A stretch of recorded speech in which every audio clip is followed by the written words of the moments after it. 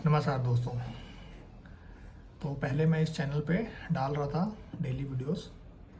अभी से मैं इस चैनल पे डालूँगा कि मैं कम्युनिटी को क्या फ़ायदा पहुंचा सकूं। तो उसके रिलेटेड में मेरा जो पहला वीडियो है वो आज का है, जो कि आधारित है बजट पे। कल ही बजट ख़त्म हुआ है, सीतारमन जी ने बजट पेश किया। एक पहली महिला वित्त मंत्री जिन्होंने इतनी बार बजट पेश किया है, तो मैं इसमें उनको बधाई देता हूँ।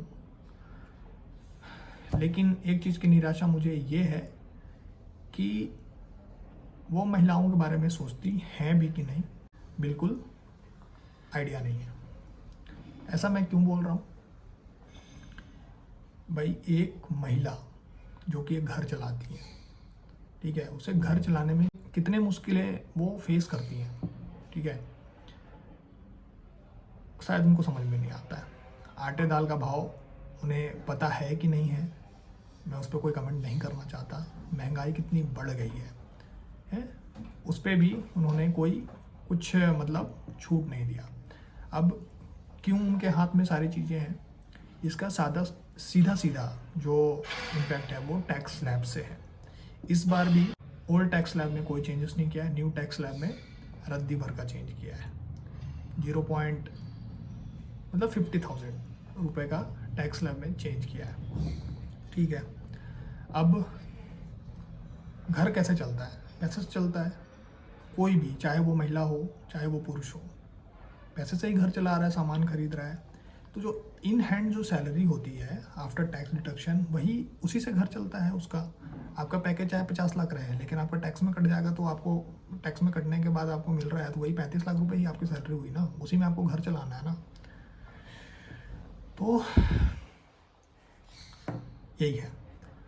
तो उन्होंने जो टैक्स स्लैब में, न्यू टैक्स स्लैब में चेंज किया है। न्यू टैक्स स्लैब में मैं ये बार बार क्यों फोकस कर रहा हूँ कि न्यू टैक्स स्लैब में चेंज हुआ है, उसके पीछे की आप मंशा को समझिए। न्यू टैक्स स्लैब में आपको कोई डॉक्यूमेंट नहीं देने पड़ते हैं। अच्छा लगा ना कि आपको कोई डॉक्यूमेंट नहीं देने पड़ेंगे।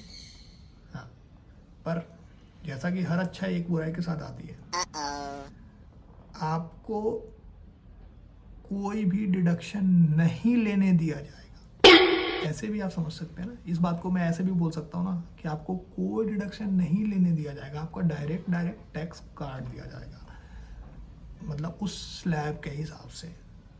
अब ये खतरनाक क्यों है न्यू जनरेशन के लिए? तो भाई खतरनाक क्या, मतलब समझ लो कि न्यूक्लियर बम क्या रहा, बम है जो आपके हर बार आपके सर पे, आपके साइकोलॉजी पे फूट रहा है। कैसे?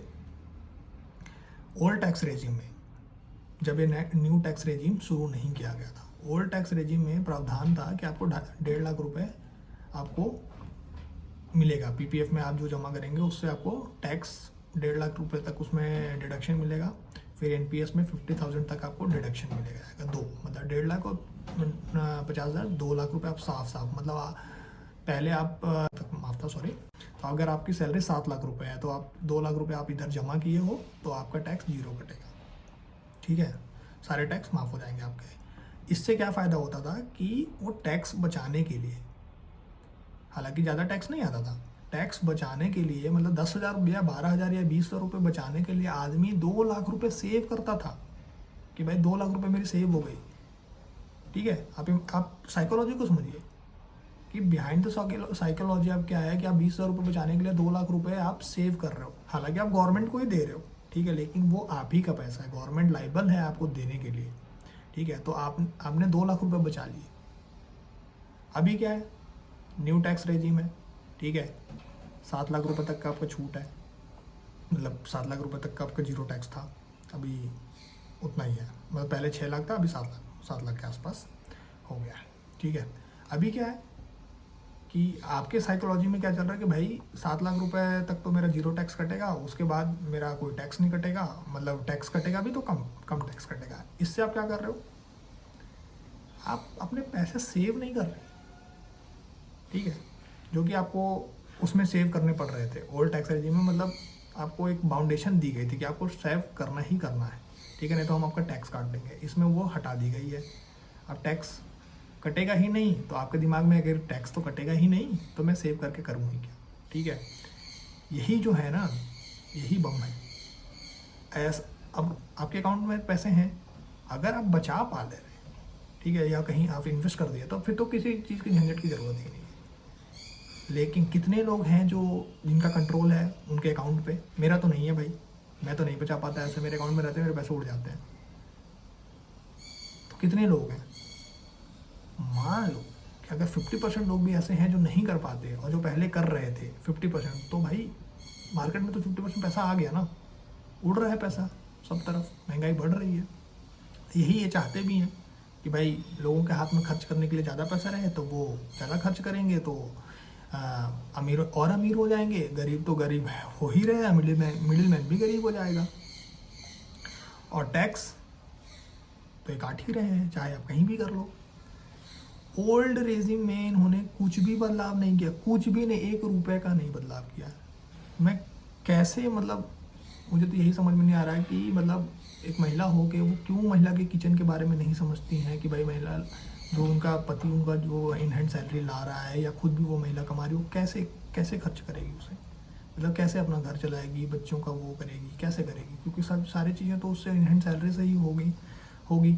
दूसरा चीज़ ये है कि ये आपकी मेंटालिटी को प्रभावित कर रही है, इन्फ्लुएंस कर रही है। आपकी आदत धीरे धीरे ऐसी हो जाएगी कि आप पैसे सेव ही नहीं करेंगे।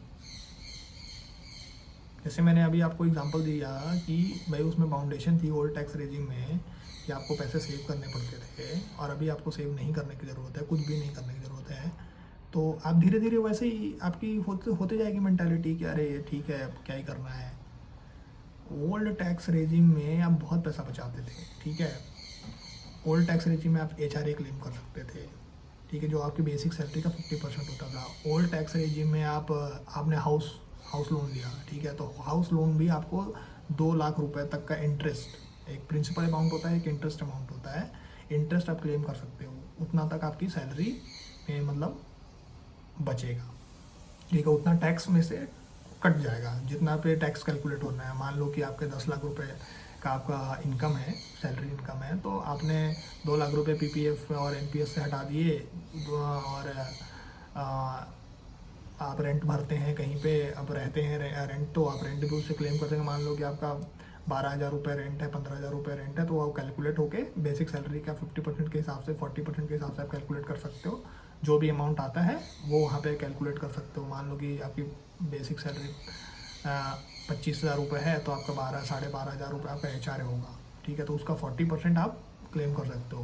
मतलब आप अगर 12,000 रुपये रेंट भर रहे हो, 12,000 रुपये आप रेंट भर रहे हो, तो आपको 10,000 रुपये के आसपास आप उसमें क्लेम कर सकते हो, 10 या 11,000 रुपये के आसपास आप उसमें क्लेम कर सकते हो।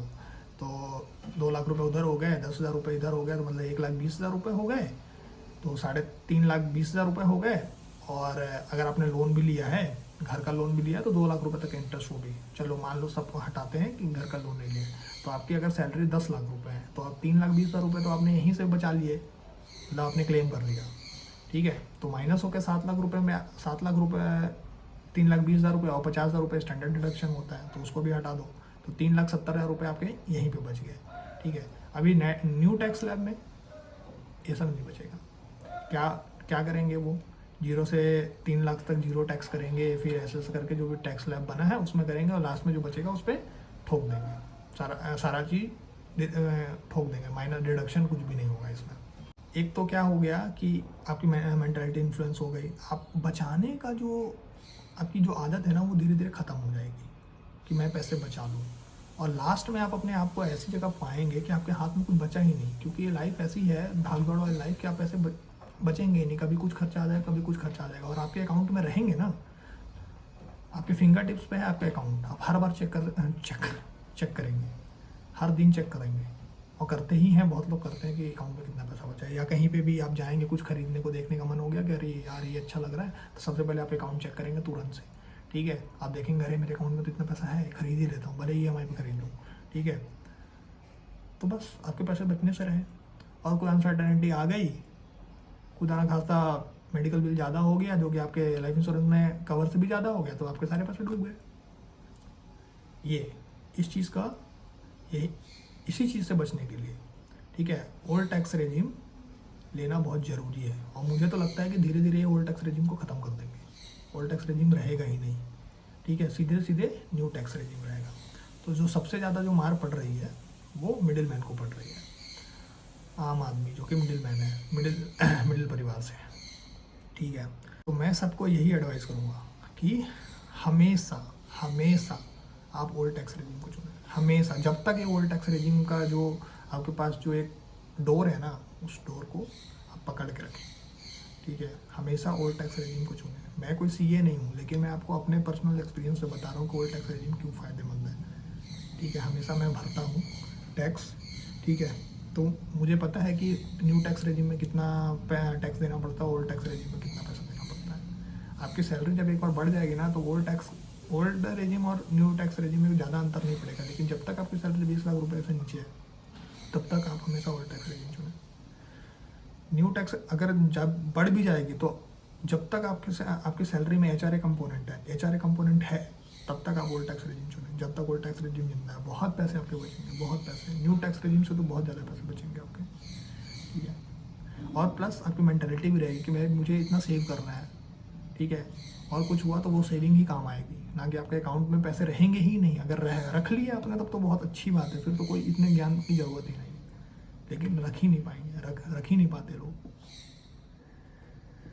तो इस वीडियो में मैंने आपको फिनेंशियल ज्ञान बोल सकते हैं दिया है।